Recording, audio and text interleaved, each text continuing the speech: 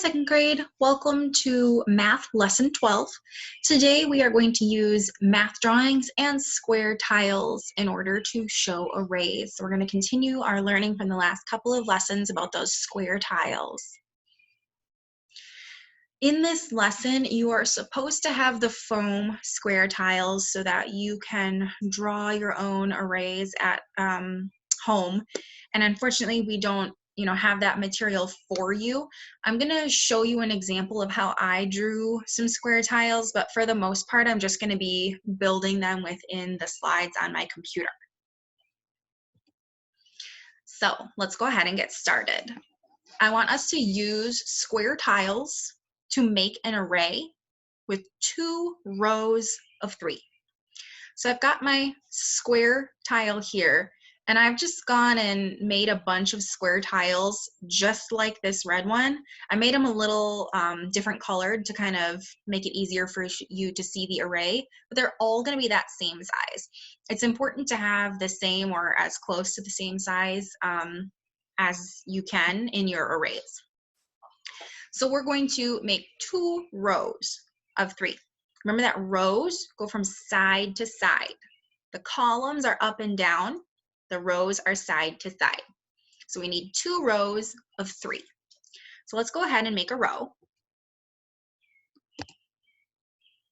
1, 2, 3. That's a row of 3 square tiles. Those tiles are all the same size. So that's our first row, but it says we need 2. So we need to add another row. 1, 2, 3. That's our second row.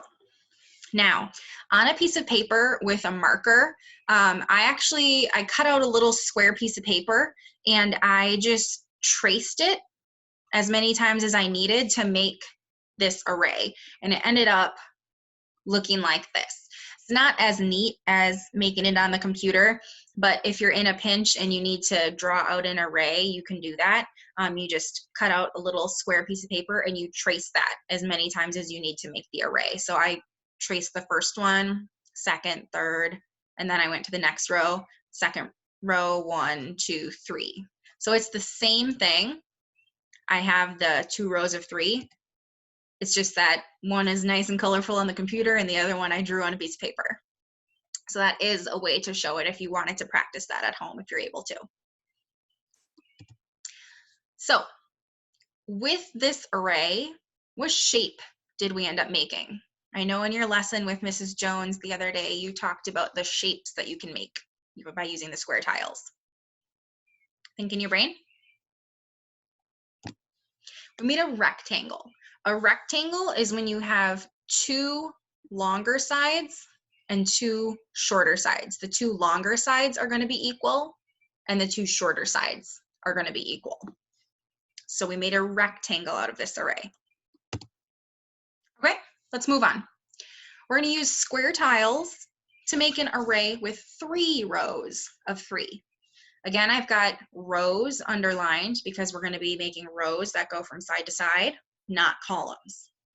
Okay, we're making rows. And I put this red square here to remind me that all the square tiles in my array should be the same size. So let's go ahead and make our array. We need 3 rows of 3. There's my first row, but I need 3 rows. So I got to do it again. Here's my second row. Am I done? Yes or no? You're right. I'm not done yet because it says 3 rows. So I need to add 1 more row at the bottom. So that's my 3rd row. So now I have an array with 3 rows, and each row has 3 square tiles in it. So what shape did I end up making here with this array? Think in your brain. Say it out loud.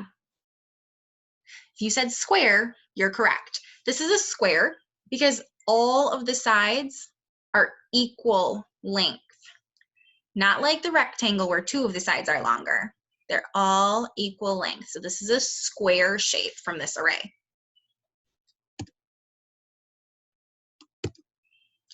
Now, looking at this array again, what repeated addition equation could we write to match it? Remember, repeated addition is when you tell how many objects are in each group. You add that together to get your total. So we're looking for the total number of square tiles in this array. Remember that we did this using rows? So we have 1 row, 2 row, 3 rows. How many square tiles are in each row? Show me on your fingers. How many square tiles are in each row? Yep, 3. So we have 3 rows with 3 square tiles in each row. So our repeated addition equation looks like this. 3 rows with 3 squares in each row. And that gives us 9 as a total. We could count them individually, 1, 2, 3, 4, 5, 6, 7, 8, 9. We could skip count, 3, 6, 9, right? To figure out that 3 plus 3 plus 3 equals 9.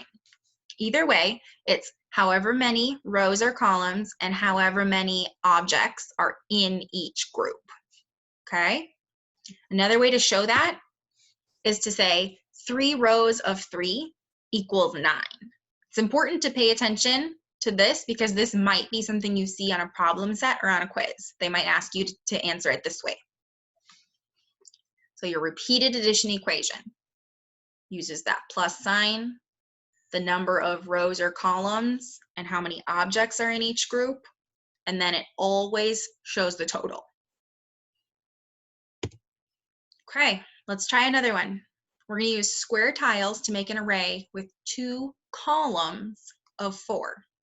This time columns, up and down. Okay. Put the square here because we want to make sure that they're the same size. So 2 columns, up and down. There's 4 square tiles in each column. So that's our first column. Now we need a second column. There's our second column. So this is an array using those square tiles, 2 columns with 4 squares in each column. Now, what repeated addition equation could we write to match this array? 2 columns, so 2 groups. How many squares are in each column? Get your idea in your brain. 2 columns with 4 squares in each column. So 4 plus 4 equals 8. And again, another way to say that, 2 columns of 4 equals 8. So we took our 2 columns, and there were 4 squares in each column. We add all those squares up, and we get 8. Good.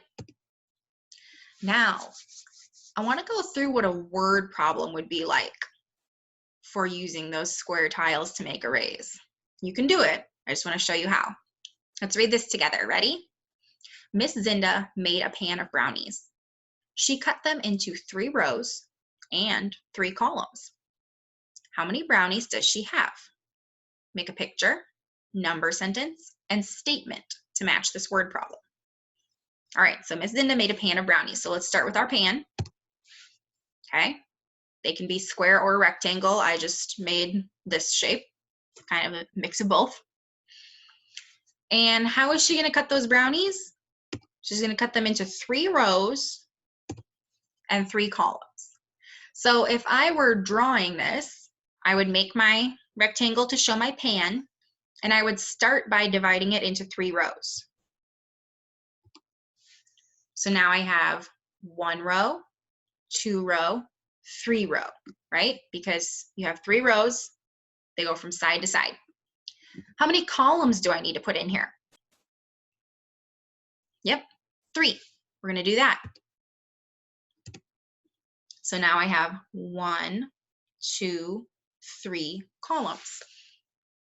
So that takes care of the picture because I've done everything I need to show the picture. I made the pan of brownies. I cut them into 3 rows first and then 3 columns. So that shows me how many brownies I cut. But I want to make a number sentence to match that. I want to make a repeated addition equation to match this.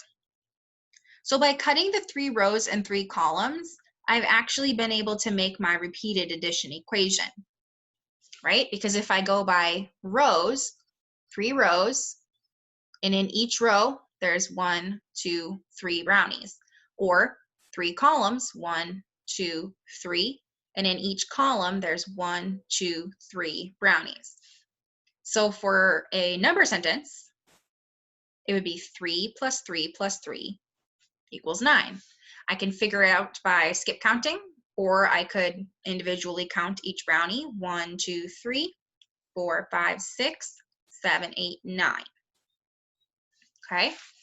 I want a statement to match this problem. So I want to answer the question, how many brownies does she have? Well, I just figured that out by cutting into the 3 rows and 3 columns and looking at my repeated addition equation. I know how many brownies Ms. Zinda cut.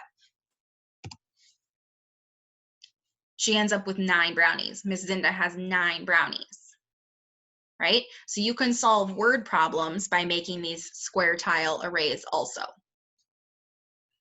In your problem set today, you are going to be asked which is the correct array. So you want to be really careful when they're telling you, is it rows or is it columns?